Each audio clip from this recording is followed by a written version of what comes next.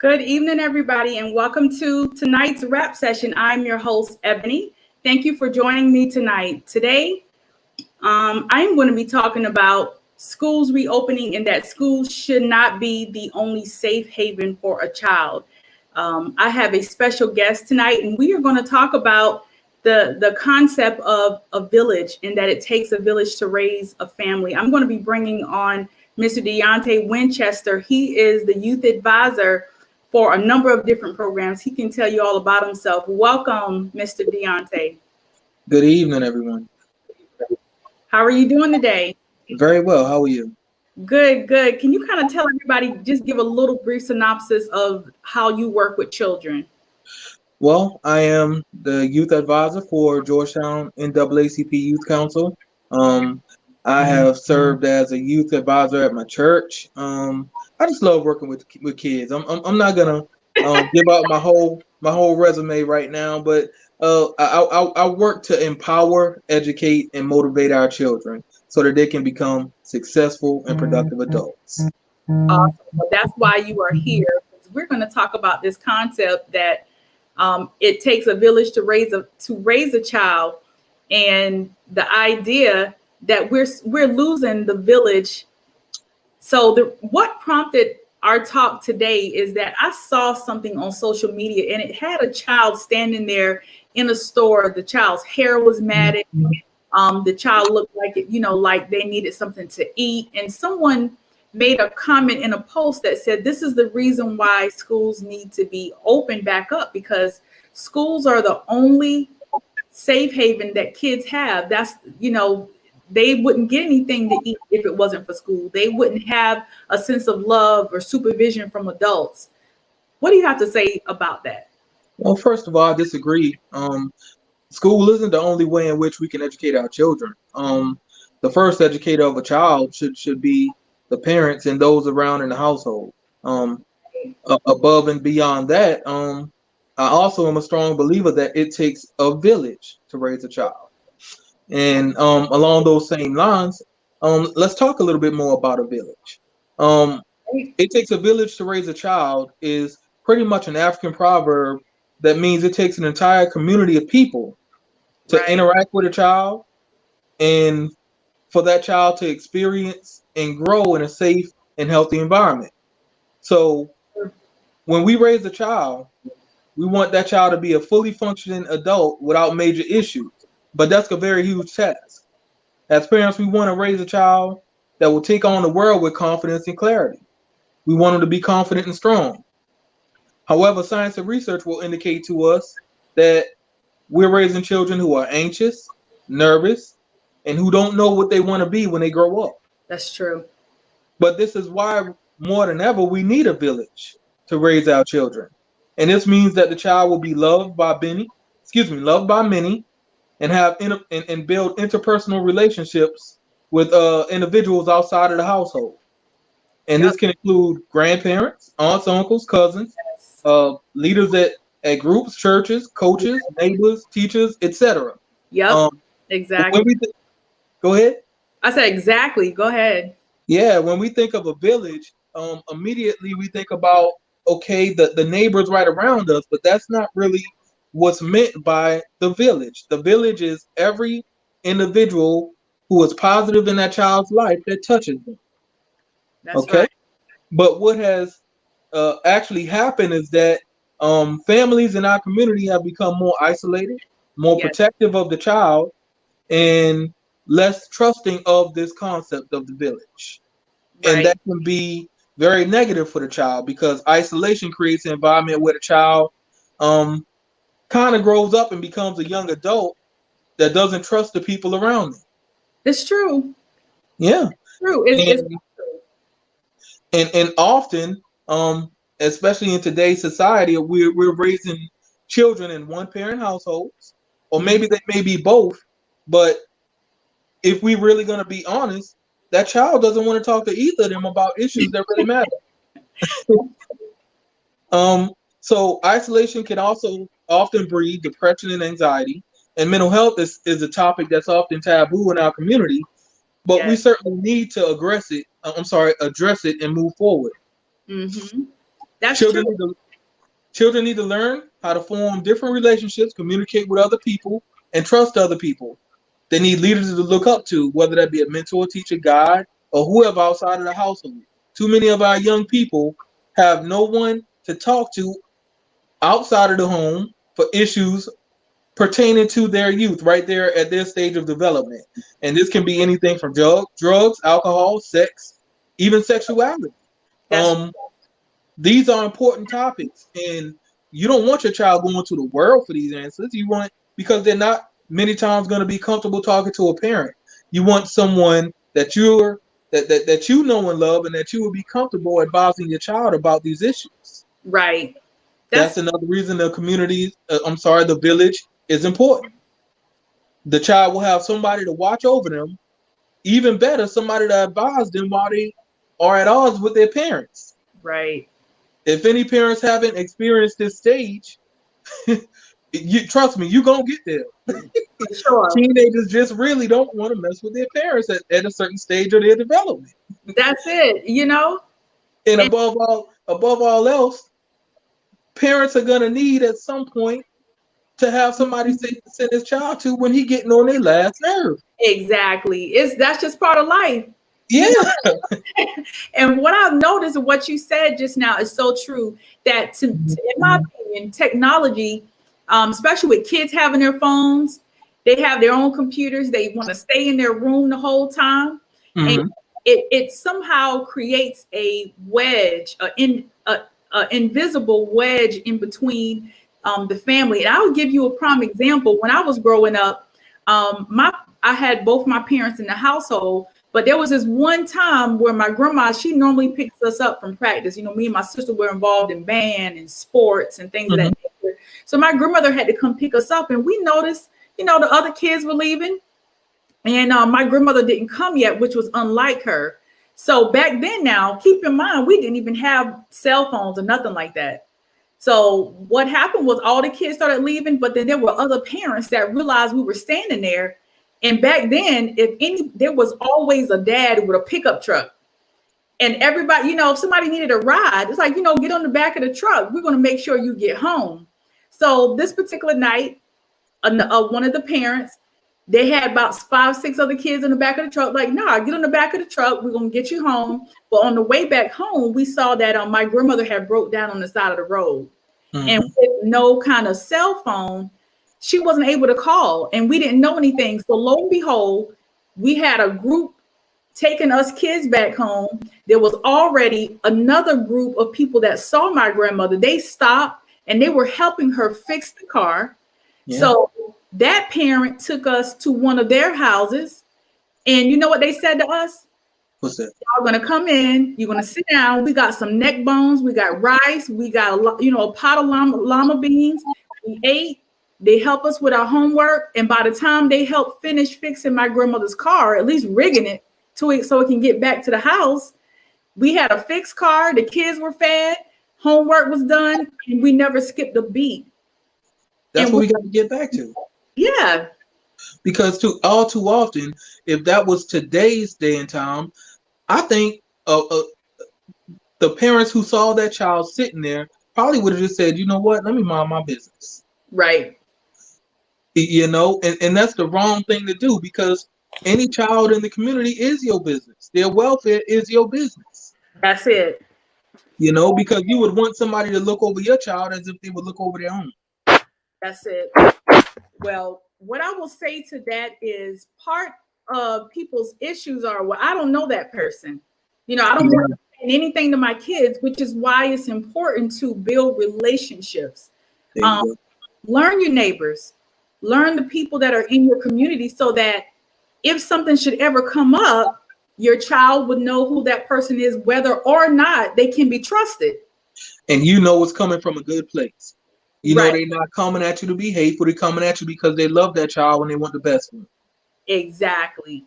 So what I would want to get across to folks is that schools, in my opinion, should not be the only safe haven for a child. Some kids, and in light of the pandemic, there are a lot of people who want the kids to go back face to face because the school is the only hope, the only option for food and love for some kids, and that's not the school's full responsibility. They're not paid enough to educate, and there's only but so many hours in a day. Does the school play a role in it? Yes, they are part of the village. But this is how I look at it. If the churches were involved in their community and knowing who the people are, whether they're members of the church or not, Yeah. part of the role and mission of the church is to make sure that they build those relationships and understand the needs of the people. Part of the village are just everyday people, like you said, grandmas, Yeah. aunts, uncles, big mamas, There you go. coaches, all those people make up the full entire village, organizations. Yes. So I want to bring this message that we need to build relationships so that in a situation in light of what we're in right now, that the schools are not the only hope for a child. We as a group are the hope for guiding and steering those kids in the right direction. Absolutely. And above all else, you want that child to have someone of good character to advise them outside of yourself. That's Because right. at some point, that child is going to need to talk to someone about issues that are uncomfortable being spoken with to the parents. That's right. So when that happens, I want the parents to be comfortable that that child is being led in the right direction. And that starts with the village. That's it. Guys, I am in full belief that we are our brother's keeper. And we have to remember that as we're going through this, I can just remember again at a time when we had just regular rotor phones. There was no cell phones or anything, and we were closer than ever. And with me raising my own children, I'm glad for my daughter that she had a relationship with my mom and other members of my family where she felt like she couldn't talk to me. I didn't feel bad if she went and talked to my mother or one of the other trusted family members, because that's what family is for. That's what good, true friends are for. And, when a child comes to talk to you, again, that's why it's important to have that relationship so that you can talk with that parent if it gets to that point. So is there anything else you'd like for the parents to know tonight before we wrap up? Just build that village and trust that village. We have gotten away from that concept, but I believe it's the best overall for the child. They need many individuals that they can turn to and lean on in times of stress and in times of anxiety, and when they just need somebody to talk to because they don't feel comfortable talking to the parent. It needs to be trusted individuals within the community that child can come to, and the parent feels comfortable that they are getting good direction and not being led astray. That's right. Just remember, the school is only part of the village. The school should not have to take up responsibility for everything that the full entire village should be responsible for. We should be responsible for each and every child, each and every person around us. And I think more so than ever, this pandemic has brought us to light that that's the absolute truth. So let me also say this too, Ebony, before we wrap up, if time permits. yeah, absolutely. It's a little bit off topic, but let me just put this out. These educators are not our babysitters. Say it. They are not meant to take care of our children and watch them because we don't feel like doing it, or so that we can go back to work. It's not safe right now for these kids to be in school. So let them stay home and let them be educated in a way in which they are safe, they are comfortable, and they don't feel as if they're not being put in a situation that they're uncomfortable, because in that situation, they're not going to learn anything. Before a child can learn, they must be first comfortable. And a child is uncomfortable right now in a classroom because of the simple fact that they don't know that classroom is safe. You can't think of one person that has not been affected one way or the other by coronavirus, whether it be a family friend. Every child knows somebody that's either passed away or been or gotten very sick from coronavirus. That's trauma. It is Even if vicarious, that is trauma. And trauma. children who are being affected by trauma cannot effectively learn That's in right. that environment. That's right. Thank you for sharing that too. And it's the truth. And I want to just encourage other members of the village, such as churches, and it's not all churches. I really do appreciate some of the churches in our area, such as the churches out in the PD area. You got churches out there in Browns Ferry, as well as Plantersville. And excuse me if I forget any churches that set up food drives, so that kids can get something to eat. When they had the summer lunch program going on, there were churches that picked up food and things of that nature to bring to the kids.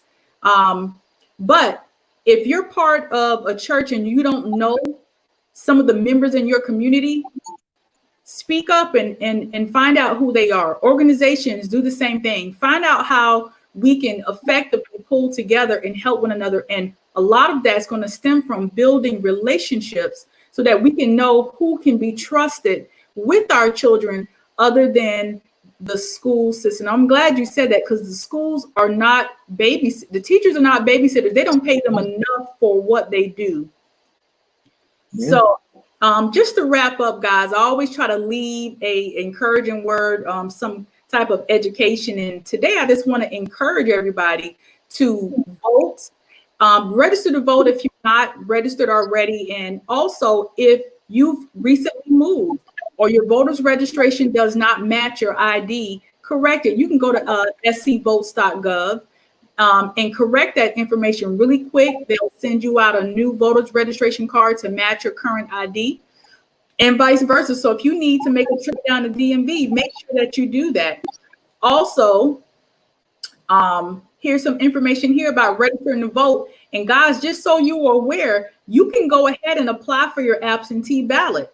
All right. You can apply for that now. And if you apply for absentee ballot, guys, that allows you to vote 30 days before election. So that way, if you have to work, because with this election, if it was like in 2018, people waited hours and hours in line.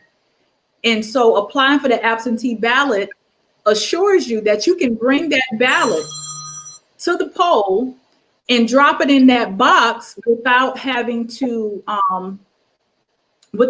stand in line and wait. So that's just something that I wanted to leave with you. And also, we have a comment here, I think from a parent. She says, we must teach our teenagers how to love and protect their children and instill value and teach kids to love themselves and others. They need role models, not drug dealers, to teach our kids. If we don't put nothing in, nothing can come out. I'm glad she said that. Self-love is so important. And above all that, I think we need to monitor or lead our kids in the direction of understanding what a role model is. An athlete, a rapper, individuals like that are not role models. The role models our children should be looking up to are lawyers, doctors, educators, physicians, things of that nature. Because there's only one LeBron James in the world, but anybody that works hard enough can become the next rocket scientist. So I think these individuals need to be who our children are looking up to, and who they form as role models in their minds, as opposed to some of these other individuals who are making fast money and who they will never likely amount to being. Give them realistic role models to look at. People in the community that are doing great things. These are role models. Absolutely. Not celebrities. I think Charles Barkley said it best. Simply, I am not a role model. And he's right. He's not. Even though he may be a good person, he's not a role model. That's right. And also, just remember, guys, if we do not strengthen our village outside of the school and become partners of the school, because we're all interconnected, if we don't do that, and if we don't show these children love and support, they will burn down the village just to feel the warmth of its love. Just remember that. We got to show them that love. That's powerful. So with that, guys, I'm going to wrap up tonight. I appreciate you, Mr. Deontay, for coming on tonight for today's wrap session. Thank you for having me. Good night, everybody. Yes, you always share some good knowledge and wisdom. You are wise beyond your years. So guys, look for us next time. And until then, see you and be safe, wear your mask, social distance, protect yourself, and be supporters of your community. Good night.